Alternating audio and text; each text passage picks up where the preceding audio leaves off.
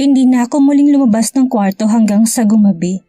Nakailang balik na rito mga tauhan ng hinayupak para sunduin akong kumain ng dinner. Pero nagmatigas pa rin akong lumabas dahil alam kong makakasabay ko lang ang hayop nilang amo. Pakisabi sa boss mong hindi makaintindi na walang saysay rin kung kakain akong kasama siya dahil tsak na masusuka lang ako. At saka pwede ba, huwag kayong pabalik-balik? Nagmana kayo sa boss niyong matigas ang ulo. Linis na tugon ko bago padabog na sinara ang pintuan. May paaya-aya pang nalalaman ng hinayupak. Ano ko, teenager na madadala sa pambibilog niya? No way! Inis na bulong ko sa sarilit na pasalampak na upo sa kama. Hindi baling maburyong ako rito sa loob. Huwag ko lang makasama ang mapagpanggap na hinayupak na yun. Wala pa ako sa mood makipag-usap sa kanya. Alam kong alam niya yun dahil sa bibig niya mismo nang galing kanina na kailangan ko na munang magpahinga. Pero heto siya't pagkain lang na dinner ay talagang namimilit pa. Maya-maya pa'y nakarinig na naman ako ng doorbell sa pintuan. Ayaw ko na sanang buksan ito ngunit mukhang walang balak na tumigil kaya inis na inis akong tinungong pintuan. Ano ba? Ano ba? Here. Bigla akong natigilan. Hindi ko na natapos ang sasabihin dahil nabigla ako nang bumungad sa akin ang mahinahong mukha ng hinayupak habang inaabot ang tray ng pagkain. I'm sorry for disturbing you. Baka nagugutom ka na. Aniya sa garalgal na boses na tila ba kinakabahan na nahihiya na hindi ko mawari. Lumunok ako ng laway bago lakas loob na nagsalita. Salamat na lang, ngunit busog pa ako. Matigas na sabit ko kahit ang totoo'y natatakam ako sa dala niyang mixed seafoods. Can I put it inside? Just in case nagutumin ka mamaya. Medyo nahihiyang sabi pa niya kaya tinaasan ko na lang siya ng kilay. Kaysa naman mangulit ay hinayaan ko na lang siyang ilapag ito sa bedside table. Tuloy-tuloy siyang pumasok na tila ba isang crew na naghatid ng pagkain sa guest niya. Nakakapanibago lang talaga ang kilos niyang ito, gayong dati kahit pinagsisilbihan ko siya ng maayos ay para pa akong aso kung pakainin niya. Nakakapagtaka talaga. I'll go now. Pasensya na sa abala. Malumanay na sabi niya. Hindi ako sumagot ngunit nanatiling naiinis ang itsura ko dahilan para hindi na siya nagtagal at kusang umalis. Napailing na lang akong sinaradong pintuan. Umupo ako sa upuang nakalagay sa bedside table at binala kong kumain na lang. Total wala namang ibang nakakakita sa akin dito. Nakakatakam din talaga ang lobster kaya ito ang una kong binalatan hanggang sa ginanahan ako't naparami ang kain ko. I even burp after I ate a lot. Ininom ko na rin ang kasamang lemon juice na dala niya. Kahit naman nanganak na ako ay nanatili pa rin ang manipis kong katawan dahil na rin hindi ako gaanong matakaw sa pagkain. Sadya ngayon lang talaga ako naparami ng kain dahil busog na busog pa ako ay napagpasyahan kong tumambay na muna sa labas. Umupo lang ako sa isang mahabang bench at binusog ang aking mga mata sa magandang liwanag ng ilaw na nakapaligid sa buong beach resort.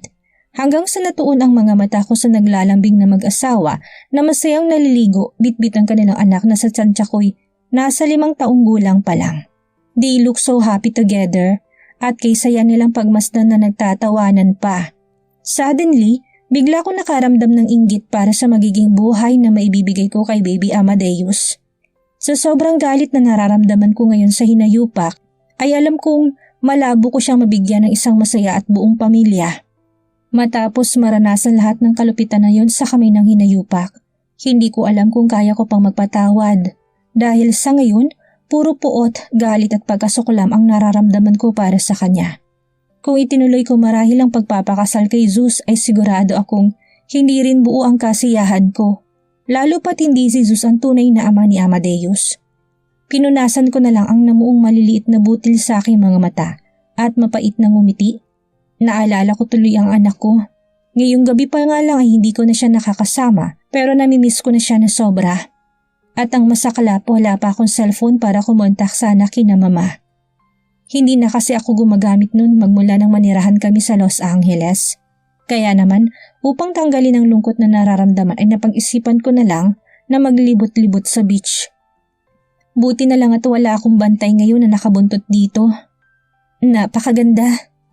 Manghang puri ko sa paligid, lalo ng pinong-pinong puting buhangin. Inapa kong aking pat bigla na lamang pumasok sa isipan kong alaala ko noon sa isla. sa lugar kung saan nagsimula ang pang-aalipin at pambababoy sa akin ng hinayupak. Sa lugar na nakakulong ako at namuhay mag-isa. Sa lugar na muntikan na akong mawala kasamang anak ko sa aking sinapupunan. Sa malaparaisong isla, ngunit hatid sa akin isang bangungot at delubyo. Paano nga naman matatanggal ang puot sa dibdib ko? Gayong sariwa pa sa isipan kong lahat.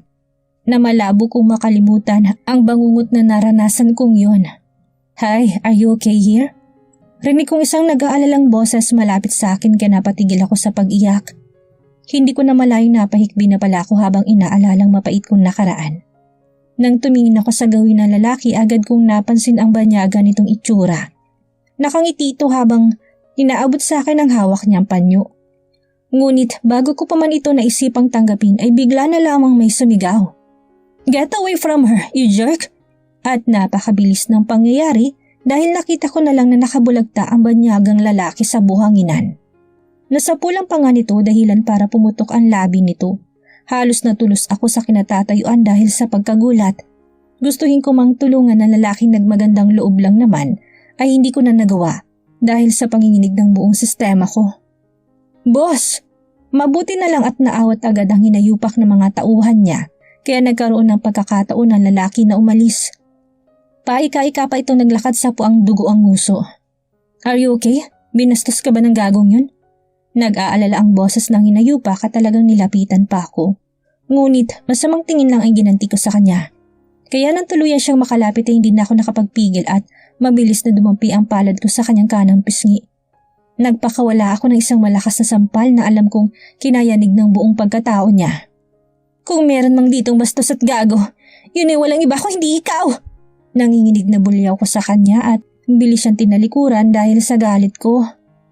Sobra-sobra ng pag-aalburuto ng damdamin ko. Sumusobra na siya. Na pati inosenteng tao dinadami niya sa kagaguhan niya. Hey wait! Sa bilis na naging hakbang ko'y mabilis din niya akong nasundan. At sa laki ng mga hakbang niya'y agad niya akong naabutan kaya hinawakan niyang braso ko upang pigilan ako sa paglalakad. Ano ba? Galit na singhal ko't pilit winawak siyang kamay niya upang makawala. Ngunit sadyang malakas siya kaya wala ring nagawa ang pagpupumiglas ko. Kaya naman tumigil ako at nag-aalab ang mga mata ko nang bumaling sa kanya. Dahil sa ginawa niya ay dinagdagan ko pa ng isang sampal sa kaliwang pisngi para magpantay ng pamamanhid ng makapal niyang mukha. What's fucking wrong with you? Why are you so mad at me? Concern lang naman ako sa'yo. I just thought hinaharas ka na lalaking yun. Aniya sa baritono ngunit nagsusumamong tinig. Hindi niya hinawakan ang namumulang pisngi na para bang hindi man lang siya nasaktan sa lakas ng pagkakasampal ko. Umangat ang sulok ng aking labi at galit siyang binulyawan. Pwede ba? Huwag mong itulad sa iyong lahat ng lalaki. Huwag mong igaya sa iyo na lahat na lang ng dinaanan sa kamanyakan na tinit ng ulo. Dahil sa totoo lang, wala nang papalit sa trono mo bilang isang napakawalang hiya't napakawalang modong lalaki sa buong mundo. I don't need your concern, jerk. Nanggigigil at sambit ko bago siya tinulak ng malakas. Napatras naman siya kaya nabitawan niyang braso ko. Hindi ko alam kung nagpadala siya sa tulak ko o talagang nawalan lang siya ng lakas kaya ako nakawala. Kaya tumakbo na ako upang makarating na agad sa kwarto ko. At nang makapasok ay mabilis ko itong nilak. Bigla na lamang bumuhos ang malaulang luha sa aking mga mata. Hindi ko alam kung bakit nasasaktan ako ngayon matapos ipamukha sa kanya kung gaano siya kawalang hiya. Alam kong deserve niya ang masabihan ng ganun dahil kung tutuusin, kulang na kulang pa nga yun. Pero hindi ko alam kung bakit parang pinipiga ang puso ko ngayon. Hindi ko alam kung anong pinagmula ng sakit na ito na parang tinutusok ng karayom. Shit! Sigaw ko kasabay ng mahinang pagsuntok ko sa aking dibdib. Ayaw ko maramdaman ito kaya gusto kong matigil na ito. Inihiga ko na lang ang aking sarili sa kama at hinayaan pa rin ang pagkawala ng aking mga luha. Hanggang sa hindi ko na namalayan na nakatulugan ko na palang pag-iyak. At sana pagising ko, mawala na lahat ito. Ngunit sa kalagitnaan ng aking payapang pagtulog, ay bigla na lamang akong ginising ng malalakas na katok na kulang na lang. Sirain itong pintuan. Wala sana akong balak na pagbuksan dahil malakas ang kutob ko na ang hinayupak ito. Siya lang naman kasi ang may makapal na mukha na gawin ito. Kaso sa lakas ng pagkakatok niya ay tsak na mabubulabog ang ibang mga guest nitong resort. May doorbell naman sana pero talagang pintuan ang pinuntirya niya na para bang naghahanap talaga ng gulo. Sana lang talaga, wag na wag niya akong saktan sa pisikal dahil hindi ako magdadalawang isip na pakasuhan siya. Ipapamukha ko sa kanya na hindi na akong dating Amanda na inalipusta at inapi niya. Huminga na lang ako ng malalim bago napagpasyahang buksan ito para pagalitan siya at sawayin. Kaso nang tuluyan ko itong mabuksan ay gayon na lamang ang pag-awang nang labi ko na makita ang mukha ng hinayupak na basang-basa na mga luha at pulang-pula ang mga mata. Sumiksik agad sa ilong ko ang mabango at mamahalin niyang amoy na sinamahan pa ng amoy alak kaya alam kong lasing siya. Wala siyang anumang salita ngunit nasisiguro kong umiiyak siya. Umiiyak ngayon sa harapan kong lalaking akala ko napakatigas at walang puso. The confrontation. Anong ginagawa mo rito? Mariin ngunit nautal na tanong ko dahil sa pagwawala ng hindi maipaliwanag na emosyon. Gusto ko siyang singhalan ngunit may parte ng puso ko ang pumipigil na wag nang dagdagan pa ang kung anumang pinagdadaanan niyang problema. Napahilamos naman siya sa kanyang muka, sabay mura ng makailang ulit. Shit, buisit. Tanging malulutong na mura lang at wala ng ibang salita ang lumalabas sa kanyang bibig. Sumisinghot-singhot pa siya habang tinuon niya ang mukha sa ibang direksyon na para bang tinatago niya ito dahil sa basang-basa ito ng maraming luha. Sa mahabang panahon noon na nagkasama kami, ngayon ko lamang siya nakitang nagkaganito. Gustuhin ko man siyang kaawaan ay tinatako na sa isipan ko na hindi maaari. Hindi pwedeng maniwala ako kaagad sa kung ano man ang pinapakita niya na pwedeng maging tinik sa akin. Marahil may iba siyang pinagdadaanan dahil malabong ako ang dahilan ng pagkakaganito niya. Sino nga naman ako sa buhay niya? Kung hindi isang hamak lang na dati niyang inalipin at binaboy, isa lang akong basura sa paningin niya. Pwede bang umalis ka na? Nakakaistorbo ka sa pagtulog ko. Muling sabit ko ngayon sa matigas na tono. Pagtataboy na rin sa kanya, ayaw ko na magtagal pa siya rito at baka makaramdam ako ng habag. Nang wala pa rin siyang naging sagot ay akmang isasarado ko na lang sana ang pintuan. Kaso mabilis niyang hinarang ang malaki niyang katawan kaya hindi ko na rin ito nagawa. Ano ba? Irritabling sambit ko. Ngayon iniharap niya sa akin ang kanyang mukha dahilan para magtama ang aming mga mata. Wala akong ibang nakikita sa mga mata niya kung hindi sakit, lungkot at pagkadismaya. Kahit wala siyang sinasabi, nababasa kong labis na hinanakit na daladala niya. Para siyang pinagsakluban ng langit at lupa ngayon. And the way he stares at me, bakit parang akong dahilan? Oh shit, please can you talk to me? Sa wakas ay nasabi niya rin sa nagmamakaawang tinig. Mukha nga siyang lasing pero tuwid pa rin siyang makiusap. Marahan ako lumunok ng laway bago sumagot. How can I talk to you properly? You're drunk. At ayaw ko makipag-usap sa lasing so you better go. Parang kang sagot ko na kinasingap niya. Kita kong pag-awang ng kanyang labi. Shit, you changed a lot. May hinang usal niya na parang hindi makapaniwala. Marahil nanibago siya sa pagsasalita ko ng Ingles na dati-rati ay nahihirapan pa akong intindihin ang bawat salitang Ingles na lumalabas sa bibig niya o sa kung sino man. Idagdag pang pagiging palaban ko na ngayon. Yeah. Hindi na akong api-apihan, mangmang at bobong Amanda na isang basura lang sa paningin mo. Well, people change, so do I. Sarkastikong sagot ko lang. Pansin kong bahagyang pagigting ng panga niya, ngunit wala siyang sagot sa huling sinabi ko, kaya nagpatuloy ako sa pagsasalita. Naiintindihan mo naman sigurong sinabi ko, hindi ba? Lasing ka pero hindi ka naman bingi, kaya alam kong malinaw yun sa'yo. Pagmamaldita ko pa para patuloy siyang ipagtabo yan. Ngunit nanatili lang siya sa kinatatayuan kaya hindi ko rin maisara ang pintuan. Get out! Galit na sigaw ko sabay turo sa labas. Wala akong pakialam kung siya pa ang nagbabayad ng mamahaling kwartong ito. Ngunit nagimbal na lang ako sa sunod niyang ginawa dahil magkalapit lang kami sa isa't isa'y mabilis niyang nahawakan ang pisngikot sinila ko na mapusok na halik sa mga labi. Parang huminto bigla ang mundo ko sa ginawa niya, lalo nang maalasahan kong matamis niyang labi na may lasa na magkahalong mouthwash at alak. His breath is still the same. Nakakatuliro pa rin ang amoy. Ngunit mabilis ring sumigaw ang isip ko na maling-mali kung magpapadala ko sa halik niyang ito. Hindi ako pwedeng maging marupok ngayon, kaya kaagad ko siyang tinulak ng malakas dahilan para matigil siya at mapaatras. Bastos! Kasabay ng pagsigaw ko ay ang muling pagdapo ng aking palad sa kanyang pisngi. Nalakasan ko ito ngunit parang hindi man lang siya natinag at mapait lang na napamura. Sa naalala ko before, you really wanted my kisses so much. And now you disgusted it like I am the most disgusted person in the whole world. Why? Dahil ba kay Zeus? Do you want the jerk to kiss you? Puno ng hinanakit at pagkadismayang salaysay niya. Ewan ko ba, ngunit ramdam ko ang sakit sa bawat pagkakabigas niya ng mga katagang ito. Nakaramdam din ako lalo ng inis sa sinabi niya. Ang kapal din ng apog ng lalaking ito. Ilusyonado. Kailan ko pa nagustuhan ng pambababoy mo sa katawan ko? Noon pa man nakakadiri ka na. At hanggang ngayon ganun pa rin yung tingin ko sa'yo. Nakakadiri ka pa rin at hindi na yun magbabago. Matigas at buong loob na salaysay ko. May goal is to offend him at mukhang nagtagumpay ako base sa gumuhit na sakit sa mga mata niya. Ngunit alam ko na sa oras na ito nagsisinungaling ang bibig ko dahil kahit man paulit-ulit kong kumbinsihin ng isip ko, taliwas ito sa tunay na nararamdaman ko. Hindi niya pwedeng malaman na nahulog ang loob ko noon sa kanya kahit pa man wala siyang ibang ginawa ko hindi saktan ako't babuyin. Na hindi ako totoong nandiri dahil maraming mga pagkakataon na nagustuhan ko rin ng bawat pag-angkin niya sa akin. At walang naging kwenta ang katangahan kong yun kaya ako ito ililihim kanino man. Never ko ipagmamalaki na sobra akong naging marupok at tanga noon sa isang hayop na damon luciferigo na ito. Mas lalong lumalim ang tinging pinupukol niya sa akin dahil sa sinabi ko.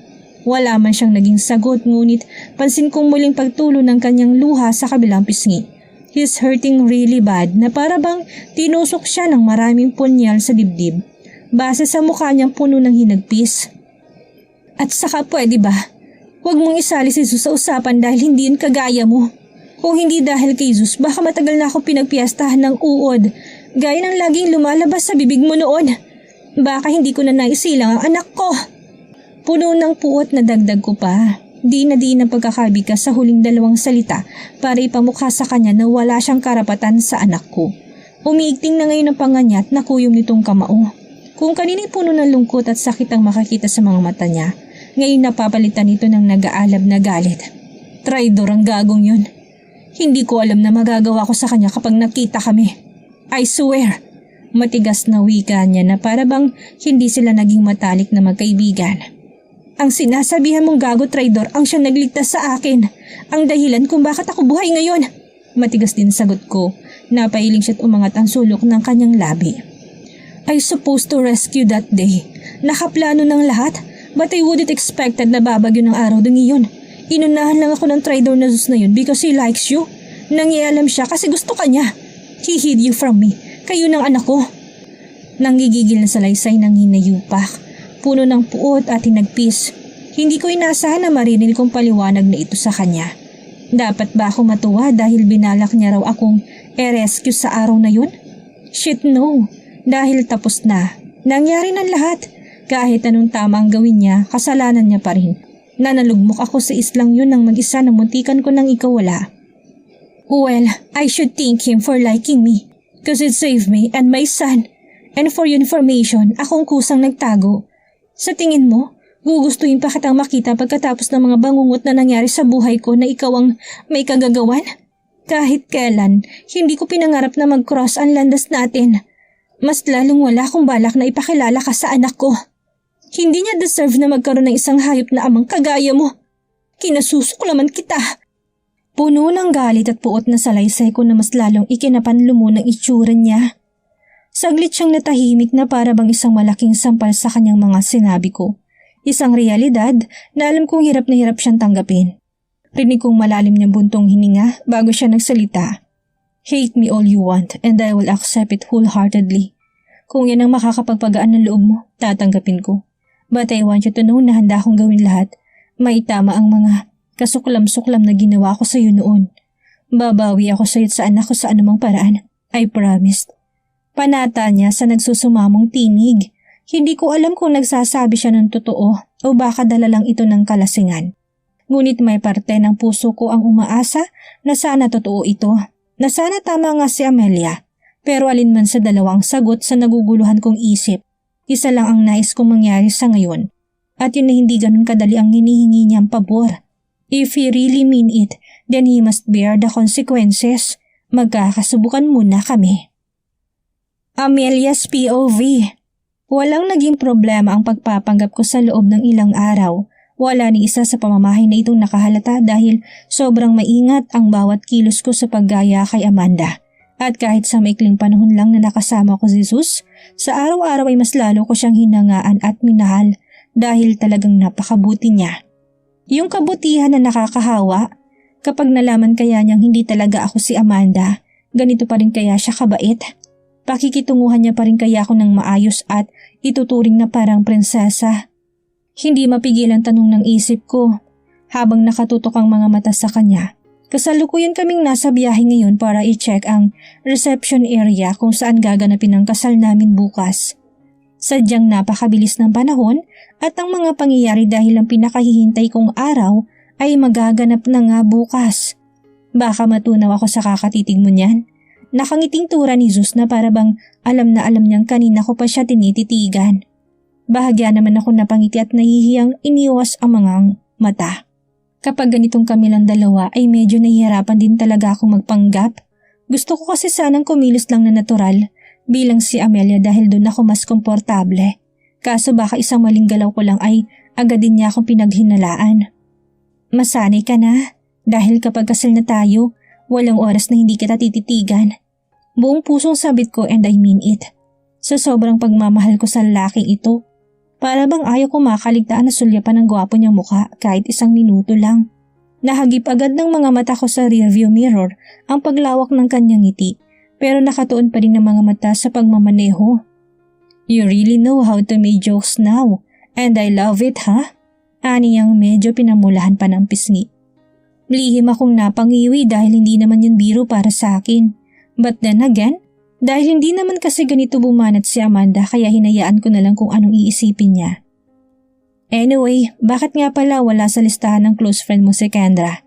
Gusto mo bang papuntahin natin sila ng mama niya? I can book a ticket for them. Bigla ang pag-iiba niya ng usapan na lihim kong kinaawang. Shit, who's Kendra? Ngayon ko lang kasi narinig ang pangalan ng babaeng ito at hindi ko rin alam kung anong malalim na ugnayan nito kay Amanda. I'm started to feel nervous dahil hindi ko alam ang agarang isasagot ko. Huminga ako ng malalim. Hindi maaaring mahalata ako ni Zeus. Hindi na. Kasi baka busy rin sila ng mama niya. Tipid na sagot ko lang. It is the safest answer na isip ko. Bahagyang kumunot ang noon ni Zeus na para bang nagtataka. Are you sure? Best friend mo siya then she's important to you. Hindi kaya magtampo yun sa'yo? Magkasunod ang tanong nito. May best friend din pala si Amanda. Hindi yun, natitiyak ko maintindihan din nila, lalo pat madalian ang preparasyon sa kasal natin. Segundang paliwanag ko pa, umaasang makakalusot ito kay Zeus dahil yun din naman ang totoo. Iilan nga lang ang bisita namin sa kasal dahil wala naman kaming ibang kakilala dito. Wala ring pamilya si Zeus dahil ulila na siya at tanging si Manang Teofila lang ang tatay magulang niya. I see. Nakatangong sagot niya lang kaya nakahinga ako ng maluwag. Naging tahimik ng mga sumunod na minuto hanggang sa makarating kami sa venue. Isang garden wedding ang motif na napili na ni Amanda kaya hindi ko ito binago. Gusto ko rin kasi talagang isang garden wedding. Kahit papaano mapagkakatulad din pala kami. Sinalubong kaagad kami ni Zeus ng dalawang event coordinator na sikat dito sa Los Angeles at pinag-usapan ng mahalagang detalye para sa gagawing dekorasyon sa kasal. Talagang mabilisan na lahat pero nasisiguro ko namang magiging maganda at bongga pa rin ang kinalabasan nito. At pagkatapos ng ilang minutong pag-uusap ay napagpasyahan din namin ni Zeus na umalis kaagad lalo pat napag-usapan naming dadaan muna kami ng mall para ibili ng needs niya si Baby Amadeus. Speaking of my pamangkin, kahit papaani napalapit na rin ang loob ko sa bata dahil sa pagpapanggap kong mami niya. Hindi rin ako nahihirapan sa pag-aalaga dahil katuwang ko naman si Mami Anita at Manang Rosa. Hindi ko tuloy maiwasang isipin kung ano kayang feeling na magkaroon ng sariling anak sa lalaking mahal na mahal ko pa. Iisipin ko pa nga lang ito. Wala nang paglagyan sa tuwa at excitement ang puso ko. Pero sa kabilang banda, bigla ring sumibol ang matinding kaba at pagkabahala na nararamdaman ko. Dahil kapag nangyari yun, tsak na magkakabistuhan at hindi ko pa napapaghandaan kung sakali mang mangyari nga ito. Are you okay? Mukhang ang lalim ng iniisip mo Puna ni Zeus nang mapansin ng bigla ang pagtahimik ko. Sa layo na nilipad ng isip ko, tinitigan ko lang ang gatas ni Baby Amadeus imbis na ilagay ito sa cart. Si Zeus nang kusang naglagay nito kaya para akong biglang nanumbalik sa realidad. Lihim ko natapik ang aking mukha para ayusin ang sarili. Pasensya na, ewan ko ba, baka excited lang ako bukas. Pagdadahilan ko na somehow totoo rin naman. Kinuha ni Zeus ang kamay ko't malambing niyang ginagap ito. Really? Akala ko ako lang. Hanggang ngayon hindi pa rin ako makapaniwala na mangyayari ito, Amanda. It still seems like a dream to me. Puno ng pagmamahal niyang sambit at hindi ko maiwasan ang biglang panunubig ng aking mga mata. Dahil alam kong para kay Amanda ang mensaheng ito. Masakit ngunit kailangan kong tiisin. Mapait akong ngumiti sabay punas ng namumuong butil sa aking mga mata. Mamaya na nga lang tayo maging sentimental. Kapag nakauwi na tayo sa bahay, nasa publiko kasi tayo. Pabirong sambit ko kay Zeus na ikinatangulang niya. Nagturo na lang ako ng ibang mga kakailanganin ni Baby, kaya doon na natuon ang atensyon namin ngayon ni Zeus. Nang makompleto namin lahat, siya nang kusang nagtulak ng cart para pumila sa counter. Amelia! Kapwa kami napalingon ni Zeus sa kinaroroonan ng isang boses ng lalaking tinatawag ang pangalan ko. Melvin? Wala sa sariling usal ko't narinig ito ni Zeus kaya bahagyang kumunot ang noo niya sa pagtataka. You know him? Magkasalubong pang kilay na tanong niya. Shit! Bigla ko na lamang kinagat ang ibabang labi ko nang ma-realize ang kumuwalang pangalan ni Melvin sa bibig ko. Nakangiting naglakad papalapit sa amin si Melvin kaya napahinto kami ni Zeus. Ngayon nagwawala ng damdamin ko sa nararamdamang kaba dahil sa pagiging taklesa ko. Hi! Bati nito nang tuluyang makalapit sa amin. Halatang nagtataka rin ang itsura nito habang pinapasadahan ako ng tingin, marahil dahil sa buhok at pananamit ko na naiba. Hi! You are Melvin, right? I'm Amelia's twin sister and my name is Amanda. Unang pagpapakilala ko upang makalusot. Mabuti na lang at tubig pa rin ang pagsasalita ko kahit na sobrang kabang nararamdaman. Oh, I see. Wow! You know me? Tanong nito pabalik sa akin at alam kong pati si Zeus ay hinihintay ang magiging sagot ko dahil ito rin ang tanong niya kanina na hindi ko nagawang sagutin.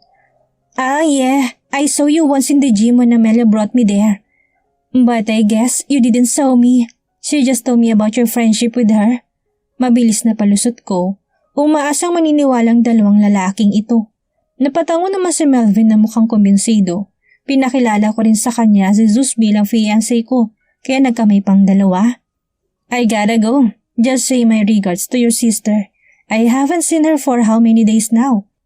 Tugon lang nito bago nagpaalam na aalis. Pasimple ako nagpakawala ng isang malalim na buntong hininga nang makaalis si Melvin. Nakahinga ako ng muluwag dahil muntikan na ako doon. Sino yun? Lalaki naman ang kakambal mo. Hindi pa pala siya tumitigil sa panlalalaki niya. Umiiling na tura ni Zeus. Biglang tinusok ang puso ko sa sinabi niya. Bakit ganitong tingin niya sa akin na para bang kalad ka rin akong babae? Kung alam niya lang sana ang kwento na naging buhay ko. Ah, hindi yun. Kaibigan lang yun ni Amelia. Ayon sa kwento niya, naligaw raw sa kanya lalaki yun pero hindi niya sinagot. Paglilinaw ko dahil yun di naman na talagang totoo. Nakailang palit nga ako ng boyfriend bilang panakitbutas sa sugatan kong puso. Pero lahat din naman hindi nagtagal. Sadyang kay Zeus lang talaga ako nabaliw ng ganito. Pero umismid lang siya na parang hindi naniniwala. I hope so. Anyway, napaka-fluent po na magsalita ng lengguwaheng Ingles. You really learn a lot. Manghang komento nito bago kami nagpatuloy sa naudlot na ginagawa kanina. Tumikim naman ako para walain ang kirot na nararamdaman sa dibdib ko. Ah, oo naman. Nakakahiya naman kay Mama Anita kung hindi ako matututo. Mahal kayong bayad sa private tutor ko. Sagot ko. Hindi ako sigurado kung talagang fluent na ba si Amanda magsalita ng Ingles basta alam ko may private tutor na nagpupunta noon sa bahay para turuan siya. Sakto namang nasa counter na kami kaya naudlot ang aming pag-uusap at nang makapagbayad ay agaran din kaming lumabas para dumaan na muna sa isang fast food chain para mag-take out ng pagkain bago umuwi. Habang nasa biyahe ay naging okupado ng isipan ko. Am I really that slut? Dahil para bang napakadali sa kanilang husgahan ako. Aaminin ko naging kabit ako ng kilalang mga bilyonaryo, but I never slept with them. For goddamn sake, kahit halik sa labi never kong ginawa sa mga nakakadiring mga gurang na yun. Lahat ng naging kilos ko'y preparado at planado. Lalo ng paglalagay ng sleeping pills sa kanilang inumin every time na nag-aaya silang mag-hotel kami.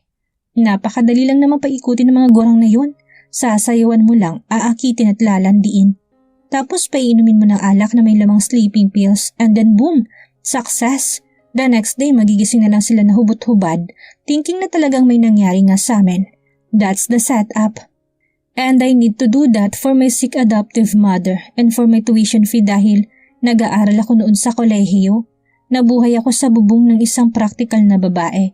Kaya ako ganito ka-practical sa buhay. But in this society full of judgmental people, who would believe me? May maniniwala pa kaya ng babaeng binansagang mistress, slut, whore o ng karamihan na isa pang berhen? It is my only secret na ako lang ang nakakaalam. It is my greatest gift na may pagmamalaki at mabibigay ko kay Zeus.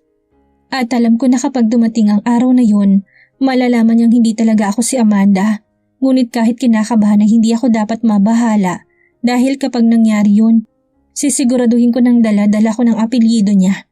Isusugal kong buhay at dangal ko para sa nag-iisang lalaking minamahal ko. Kahit tawagin pa akong desperada at makasarili. Ano kayang gagawin ni Amanda ngayon tila ibang damon Lucifalgon na ang nakakasama niya? Madali kaya siyang bibigay o papahirapan din niya ang binata? At si Amelia, hanggang kailan niya may tatagong pagtatago niya sa identity ni Amanda? Makuha kaya niya loob ni Zeus bago sumingaw? Ang lihim niya? Yan ang ating aalamin sa susunod nating kabanata.